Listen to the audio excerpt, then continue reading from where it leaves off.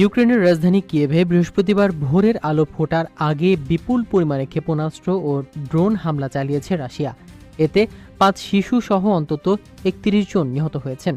কিয়েভে যুদ্ধের এই পর্যায়ে রাশিয়ার এতটা ব্যাপক হামলাকে অতিশয় বিরক্তিকর বলে মন্তব্য করেছেন মার্কিন প্রেসিডেন্ট ডোনাল্ড ট্রাম্প। শুক্রবার ইউক্রেনের প্রেসিডেন্ট ভ্লাদিমির জেলেনস্কি বলেন, কিয়েভে রাশিয়ার আগের দিনের ড্রোন ও ক্ষেপণাস্ত্র হামলার পর আমরা যে উদ্ধার অভিযান শুরু করেছিলাম তা শেষ হয়েছে। জেলেনস্কি আরও বলেন, হামলায় দুর্ভাগ্যজনকভাবে এখন পর্যন্ত 5 শিশু সহ 31 জন নিহত হয়েছেন। নিহত শিশুদের মধ্যে কনিষ্ঠ জনের বয়স 2 বছর।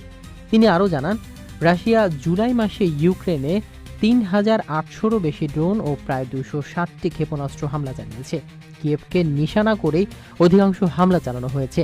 এদিকে ট্রাম্প সাংবাদিকদের জানান, কয়েকদিনের মধ্যে তার বিশেষ দূত স্টিভ উইটকফ রাশিয়া সফরে যাবেন। বর্তমানে তিনি মধ্যপ্রাচ্য সফরে রয়েছেন। এই পরিস্থিতিতে ইউক্রেনে হামলা বাড়িয়েছে রাশিয়া।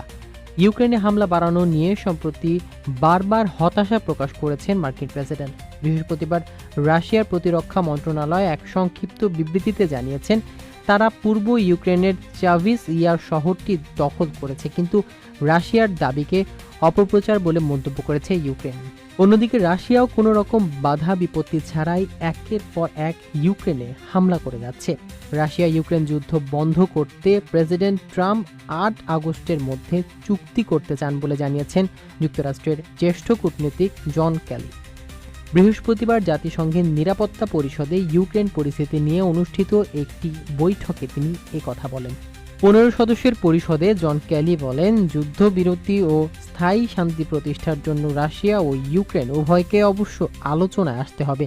চুক্তি করা এটাই উপযুক্ত সময়।